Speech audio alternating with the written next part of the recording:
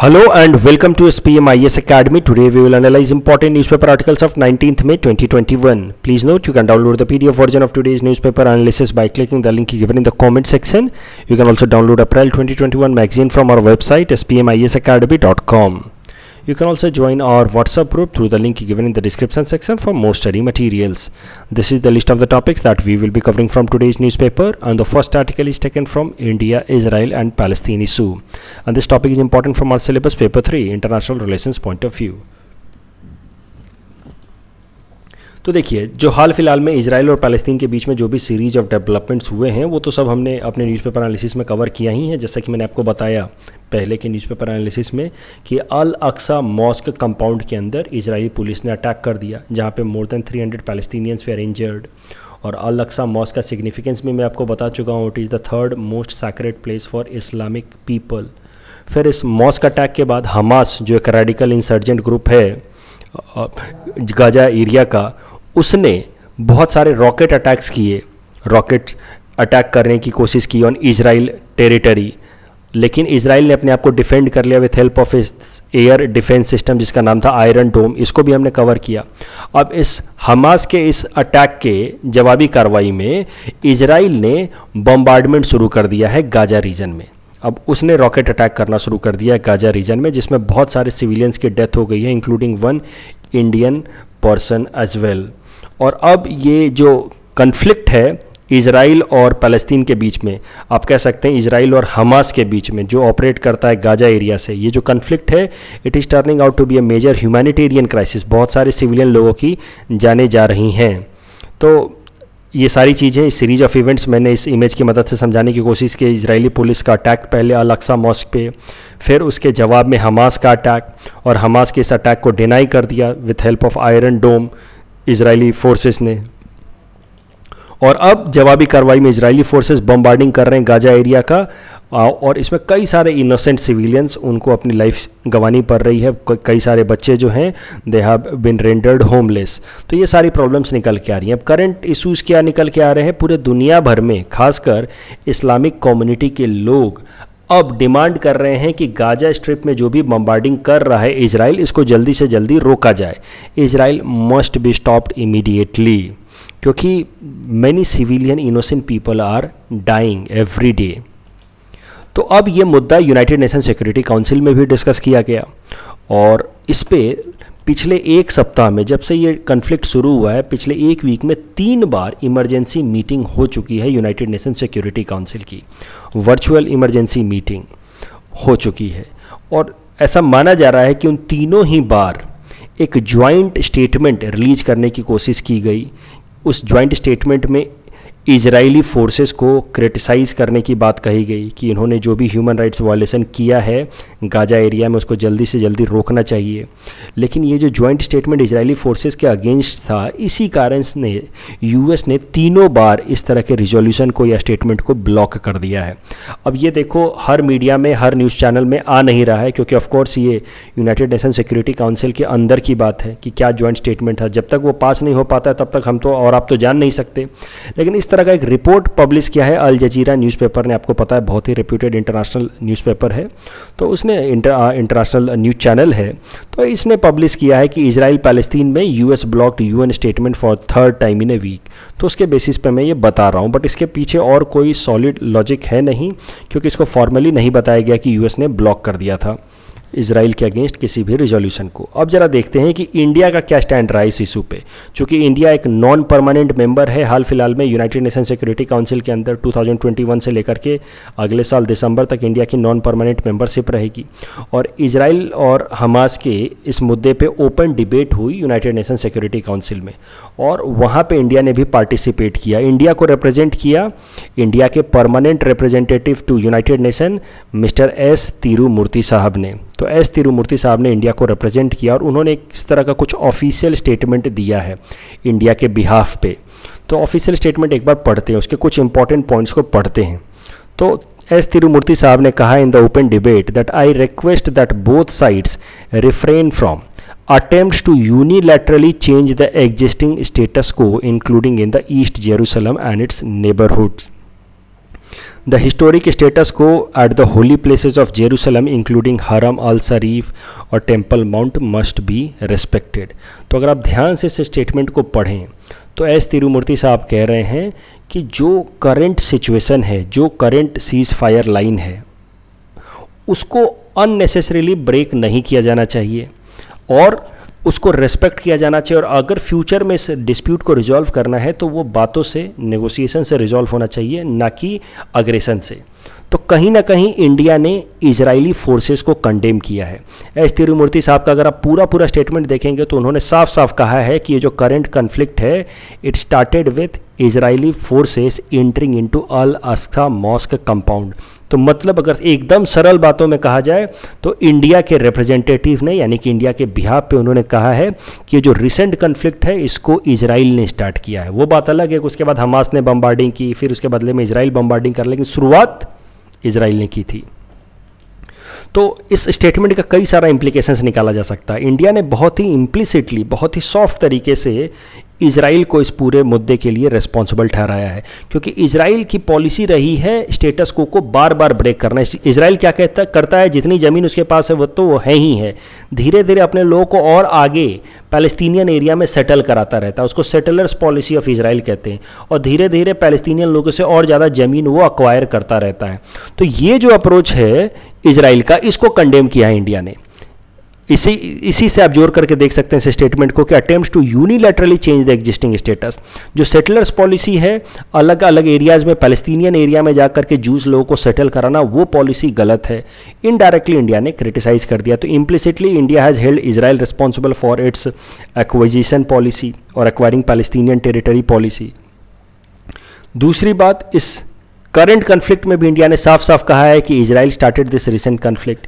India criticised Israel's annexation policy, और India ने बहुत ही जेंटली, डायरेक्ट तो नहीं लेकिन जेंटली सपोर्ट किया है पैलेस्तीन के स्टैंड को, that there should be an independent state Palestine. क्योंकि अगर आप ये पूरा स्टेटमेंट देखेंगे तो मैंने बस उसका एक एक्सर्प्ट दिया आपके साथ, लेकिन पूरे स्टेटमेंट में इंडिया ने वापस से दोहराई है उस बात को कि the 2 state solution as mandated by UN resolution number 181 should be implemented. Palestine भी आज के टाइम में यही डिमांड कर रहा है कि हमें एक इंडिपेंडेंट ऑटोनोमस सोवरेन स्टेट का स्टेटस दे दिया जाए बाय इजराइल, जो इजराइल उनको दे नहीं रहा, उनकी टेरिटरी वो धीरे धीरे कैप्चर करता जा रहा है। तो अगर इस स्टैंड को एनालाइज किया जाए तो आपको पता चलेगा कि हर बार की तरह इंडिया ने वापस एक बैलेंस्ड अप्रोच लिया है इजराइल पैलेस्तीन इशू पे। मैंने अभी इंडिया ने तो ये स्टैंड, और एस तिरुमूर्ति साहब ने तो स्टेटमेंट कल दिया है, डे बिफोर यस्टरडे दिया है, लेकिन मैंने अपने 15 मई के न्यूज़पेपर एनालिसिस में ही कह दिया था कि भारत सरकार जब स्टैंड लेगी तो किस तरह का स्टैंड लेगी। मैंने पहले ही प्रोजेक्ट कर दिया था, प्रेडिक्ट कर दिया था। आपको याद होगा शनिवार को जो न्यूज़पेपर एनालिसिस था उसमें मैंने कह दिया था कि भारत सरकार साफ साफ कहेगी, लाइक ऑलवेज, हमेशा से वो कहती आई है that India wants 2 state solution as mandated by UN resolution number 181 and violence should be stopped, unnecessarily there should not be any violence. और आप देख सकते हैं करंट केस में भी, अभी इस पर्टिकुलर केस में भी एस तिरुमूर्ति साहब ने भी ये स्टेटमेंट दिया। तो ये स्टैंडर्ड, मैं इस पर क्यों एम्फेसाइज कर रहा हूँ, मैं ऐसा नहीं कह रहा कि देखो मैंने कहा था और वही इंडिया ने रिपीट कर दिया, मैं ऐसा कुछ भी नहीं कह रहा। मैं बस ये कह रहा हूँ कि मुझे पहले से पता था कि हर वक्त इंडिया इसी तरह का स्टैंड लेता है, आगे भी लेता ही रहेगा। तो आपको भी यही स्टैंड कंक्लूजन में लिखना है।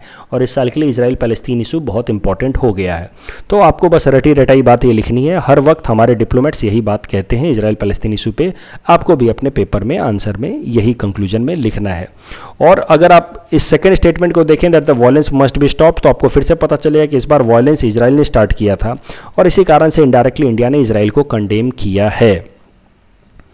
अब जरा देखते हैं कि इंडिया हमेशा इतना बैलेंस्ड अप्रोच क्यों लेता है इजराइल पैलेस्तीन कन्फ्लिक्ट में।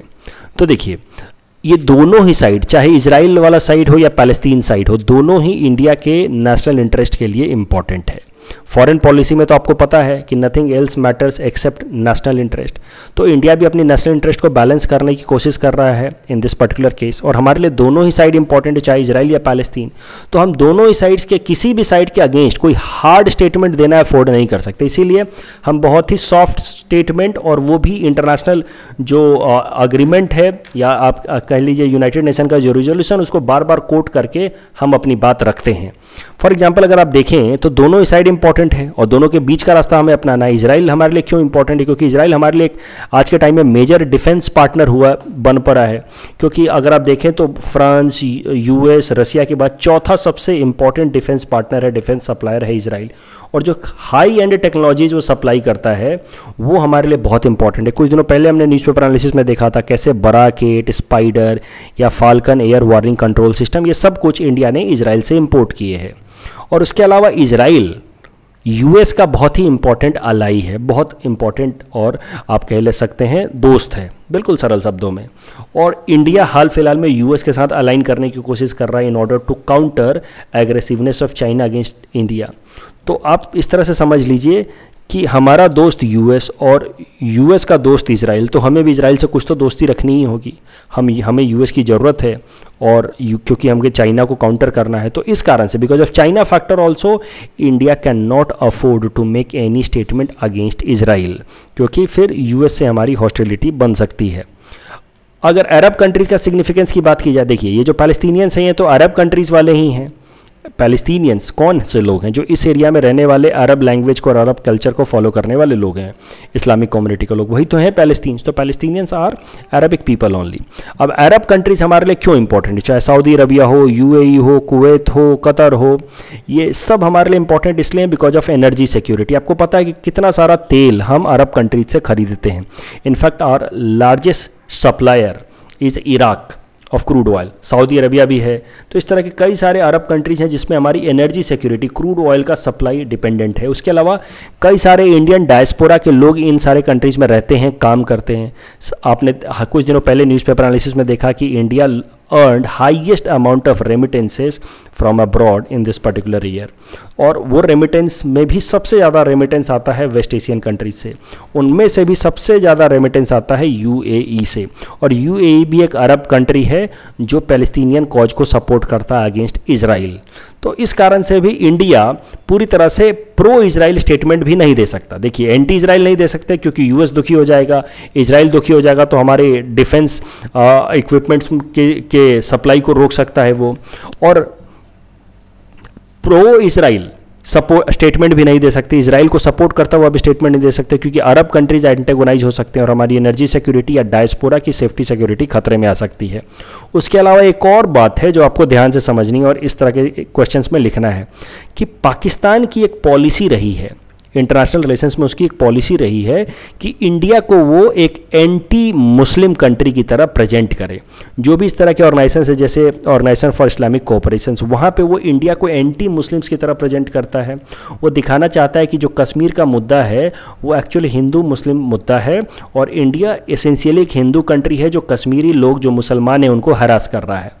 और ये कारण से भी इंडिया को बहुत ज़्यादा कॉशियस रहना पड़ता है with respect to West Asian matter और पॉलिटिक्स, क्योंकि अगर हमने प्रो इजराइल पॉलिसी ली, इजराइल को डायरेक्टली सपोर्ट किया, तो पाकिस्तान का ये जो ब्लेम है हमारे अगेंस्ट, क्लेम है हमारे अगेंस्ट कि हम एंटी इस्लाम हैं, वो एक बार के लिए और स्ट्रांग हो जाएगा। पाकिस्तान का पॉइंट एक बार फिर से प्रूफ हो जाएगा। तो ये सब चीज़ें इंडिया को ध्यान में रखना पड़ता है और यही कारण है कि इंडिया इनडायरेक्टली पैलेस्तीन को सपोर्ट कर देता है लेकिन इजराइल को डायरेक्टली सपोर्ट नहीं करता, क्योंकि इजराइल से तो वैसे भी इतना सारा डिफेंस इक्विपमेंट हम खरीद रहे हैं, तो इजराइल तो वैसे भी दोस्त है और यूएस के थ्रू भी इजराइल को कन्विंस करा सकते हैं। लेकिन मुस्लिम कंट्रीज़ को हम एंटेगोनाइज करना नहीं अफोर्ड कर सकते हैं, क्योंकि पाकिस्तान को उससे फ़ायदा मिलेगा। पाकिस्तान कहीं ये ना प्रूव कर दे पूरी दुनिया भर में कि देखो इंडिया एक एंटी मुस्लिम देश है और देखो ये इजराइल को कैसे सपोर्ट कर रहा है अगेंस्ट अरब्स, और कई सारे मुस्लिम भाई हमारे मर रहे हैं पैलेस्तीन में, गाजा में, फिर भी इंडिया इजराइल को सपोर्ट कर रहा है। तो ये चीज़ को ध्यान में रखते हुए इंडिया कभी भी डायरेक्ट इजराइल को सपोर्ट नहीं कर पाता है। इस टॉपिक के बेसिस पे हमने आपको ये प्रैक्टिस क्वेश्चन दे रखा है। You can attempt this question, you can submit the answer in the comment section. The next article is taken from international segment. It is about wolf warrior diplomacy of China, and this topic is again important from our syllabus paper 3 international relations point of view. तो देखिए wolf warrior क्या होता है। wolf warrior ये term आया कहाँ से है डिप्लोमेसी में? तो चाइना के अंदर फिल्में बनी 2015 में, फिर 2016 में ये सीरीज थी wolf warrior 1 and wolf warrior 2। These are Chinese action film. और इस wolf warrior 1 and wolf warrior 2 में दिखाया गया है कि कैसे चाइना का एक स्पेशल कमांडो फोर्स का एक ऑफिसर बाकी तमाम फॉरेन मर्सिनरीज और वो जो ड्रग लॉर्ड्स हैं उनके खिलाफ लड़ता है और उनको मारता है। तो मतलब चाइना की नेशनलिज्म को जगाने वाला, नेशनलिस्टिक फर्वर को जगाने वाला ये मूवी है वुल्फ वॉरियर। बस आपको समझाने के लिए मैंने एक एग्जांपल दे रखा है। आप मान सकते हैं कि जो wolf warrior 1 and wolf warrior 2 है, इट इज़ लाइक एक था टाइगर एंड टाइगर जिंदा है ऑफ इंडिया। इस मूवी को देख करके भी आप देखते हैं कैसे हमारा टाइगर अकेले अकेले पूरे देश से लड़ जाता है, वैसे ही इस फिल्म में भी चाइना का ये स्पेशल कमांडो अकेले अकेले पूरे आर्मी से लड़ जाता है। अब ये लिख मत देना एग्जाम में कि भाई ये वुल्फ वॉरियर इज़ लाइक एक था टाइगर, ये बस आपको समझाने के लिए मैंने दे रखा है। तो अब ये फिल्म देख करके भी अंदर से नेशनलिस्टिक फर्वर तो आता है, देशभक्ति थोड़ी जागती तो है एक था टाइगर देख करके, राइट। तो वैसे ही Wolf warrior 1 and wolf warrior 2 को देख करके भी जो चाइनीज़ यूथ हैं वो बहुत नेशनलिस्टिक फर्वर उनके अंदर आता है। अब ये सब चीज़ें थीं और अब इस वुल्फ वॉरियर जो कॉन्सेप्ट है इसको चाइना ने अपने इंटरनेशनल रिलेशंस में इस्तेमाल करना शुरू कर दिया है, जिसको नाम दिया जा रहा है वुल्फ वॉरियर डिप्लोमेसी। कैसे इस्तेमाल किया जा रहा है वो भी समझिए। चाइना दिखाने की कोशिश कर रहा है अपने लोगों को खासकर कि पूरी दुनिया हमारे खिलाफ है और हम अकेले लड़ रहे हैं पूरी दुनिया से। पूरी दुनिया हमारी इमेज खराब कर रहा है, पूरी दुनिया हमें इकोनॉमिक ग्रोथ पे रोक लगा रहा है, फिर भी हम अकेले पूरी दुनिया से लड़ रहे हैं। तो मतलब आप समझिए कि शी जिनपिंग जो है वो अपने आप को इस तरह से वुल्फ वॉरियर की तरह दिखा रहे हैं, लोन वुल्फ वॉरियर, कि हम अकेले हैं, हम चाइना, हम अकेले हैं और पूरी दुनिया हमारे खिलाफ है। अलग अलग तरह के ग्रुपिंग्स का एग्जाम्पल दिया जाता है। सबसे ज़्यादा एग्जाम्पल ये बार बार कोट करते हैं क्वाड ग्रुप का, कि देखो कैसे इंडिया, ऑस्ट्रेलिया, यूएस, जापान इकट्ठा हो गए हमें रोकने के लिए। तो they project themselves as a lone wolf, a wolf warrior who is fighting against the entire world. वो फिर इस पैंडेमिक का भी एग्जाम्पल देते हैं कि देखो ये पैंडेमिक कहीं और से शुरू हुआ लेकिन उसके लिए हमें जिम्मेदार ठहराया गया, सब लोग हमें टारगेट कर रहे हैं और अब हमें अकेले फाइट करना है पूरे दुनिया के खिलाफ। तो ये सब बातें करके, इस तरह के डिप्लोमेटिक अप्रोच लेकर के चाइना की जो कम्युनिस्ट पार्टी है वो वहाँ के यूथ का सपोर्ट लेने की कोशिश कर रही है। It is projecting itself as a lone wolf, a wolf warrior who is fighting against entire world so that the youth should come after the Chinese government। और सोशल मीडिया प्लेटफॉर्म्स का भरपूर इस्तेमाल किया जा रहा है, इसमें ट्विटर वगैरह का भरपूर इस्तेमाल किया जा रहा है। चाइना में कैसा है, ट्विटर वगैरह बैन है, उनके अपने सारे फॉर्मेट्स हैं सोशल मीडिया प्लेटफॉर्म, लेकिन जो चाइनीज़ डिप्लोमेट्स हैं वो ट्विटर पे जरूर आ जाते हैं और ट्विटर पे इस तरह के कुछ स्टेटमेंट्स लिख देते हैं अपने आप को दिखाने के लिए कि हम कितना कोशिश कर रहे हैं अपने कंट्री के इमेज को बचाने के लिए। तो ये जो वुल्फ वॉरियर डिप्लोमेसी है, अगर इसको सरल शब्दों में कहें तो it is an offensive aggressive foreign policy of China and Chinese diplomat to defend China's national interest. ये एक अप्रोच है जिसमें वो दिखाने की कोशिश कर रहे हैं, एक तरह का सिस्टम, एक तरह का आप समझिए इमेज क्रिएट करने की कोशिश कर रहे हैं कि the whole world is against us and the whole world is targeting us just because we are rising. अब कुछ रिसेंट एक्शंस देखते हैं जिससे हमें पता चलेगा कि कैसे चाइना वुल्फ वॉरियर डिप्लोमेसी को प्रैक्टिस कर रहा है। तो हाल फिलहाल में अगर आपको पता होगा तो Chinese ambassador to Bangladesh threatened Bangladesh government from joining Quad group. मतलब उन्होंने सीधे सीधे धमकी दे दी कि देखो बांग्लादेश तुम क्वाड ग्रुप को ज्वाइन मत करना। क्वाड ग्रुप आपको पता है it's association of 4 countries India, Australia, Japan and US whose main objective is to target the aggressive rise of और contain aggressive rise of China. तो अब मजे की बात यह है कि बांग्लादेश ने तो अभी तक कभी कंसीडर भी नहीं किया कि हमें क्वाड ग्रुप को ज्वाइन करना है, ना उसको कोई फॉर्मल इन्विटेशन आया है, बट फिर भी बांग्लादेश को धमकी दे दी।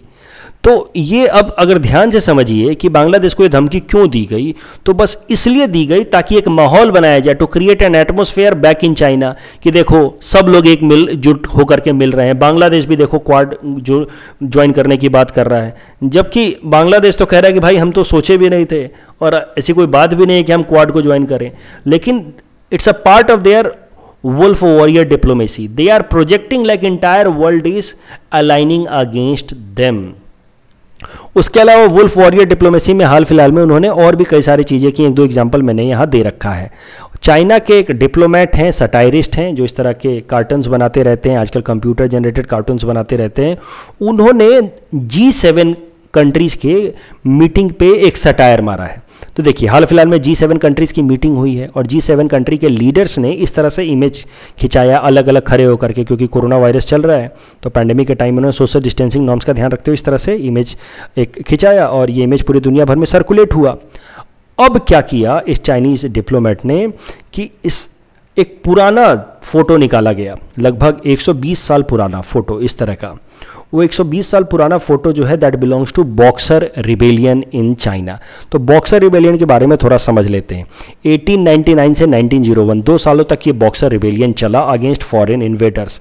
अगर आपको बॉक्सर रिबेलियन को समझना है तो आप इंडिया के अंदर 1857 के रिबेलियन को याद करें कि कैसे इंडिया के लोग अलग अलग तरह के अलग अलग स्ट्राटा के लोग यूनाइट हो रहे थे, चाहे वो पीजेंट्स हों चाहे वो रूलर क्लास हो, सब यूनाइट हो रहे थे to drive the foreigners out of India.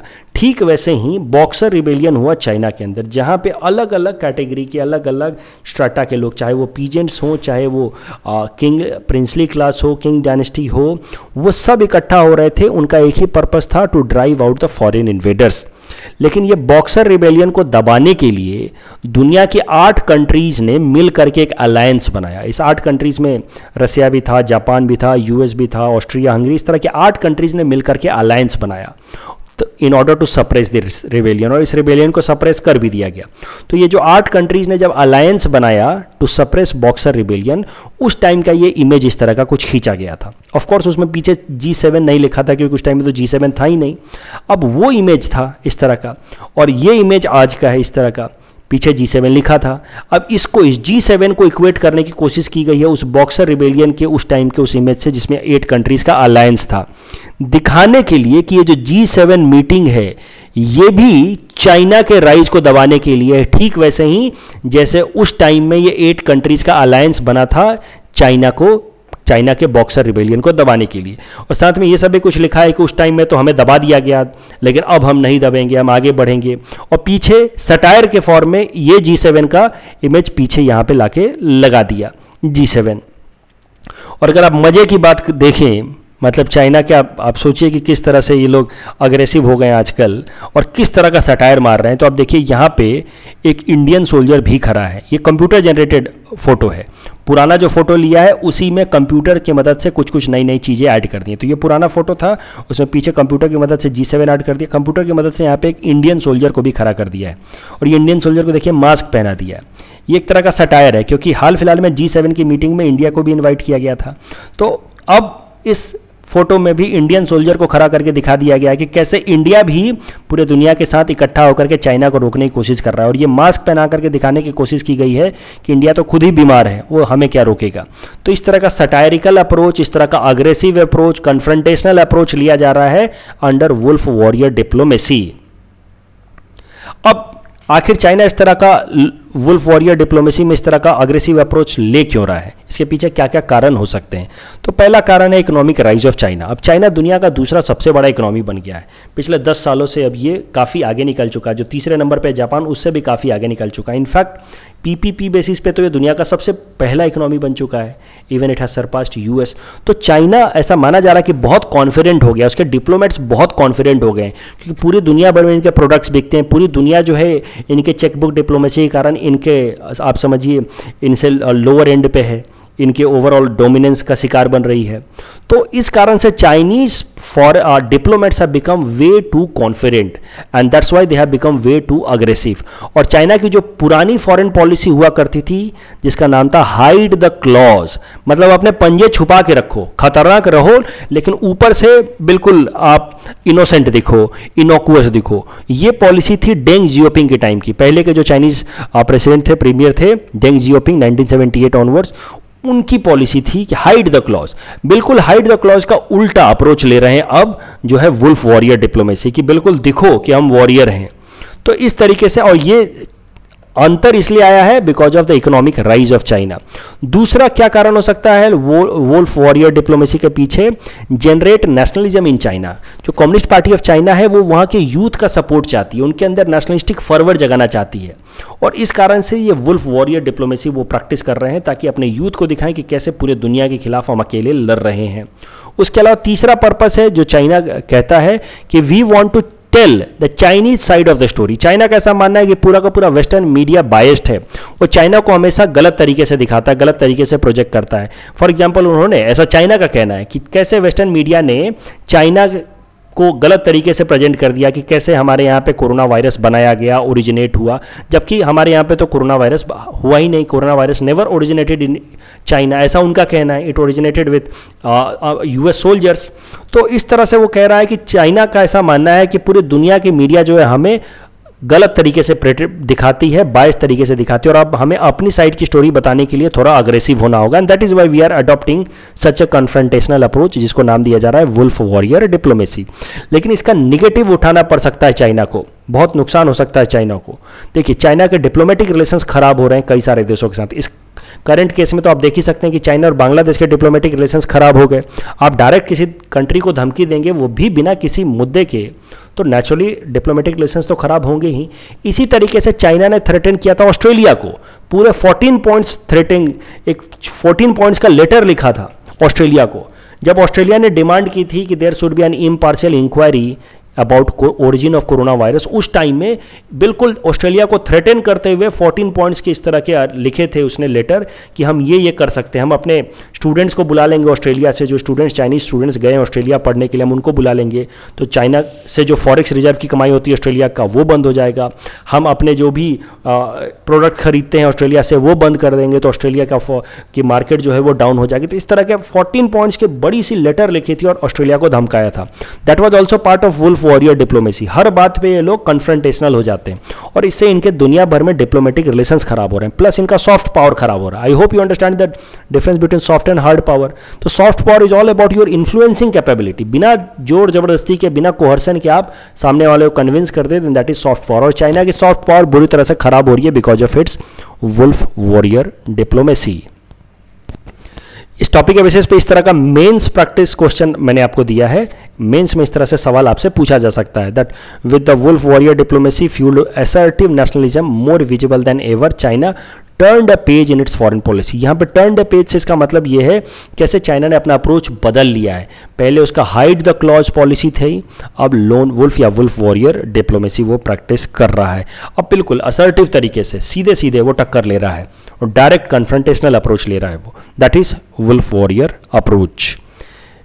The next article is taken from economy segment. It is about WPI based inflation. This topic is important from our syllabus paper 4 Indian economy point of view.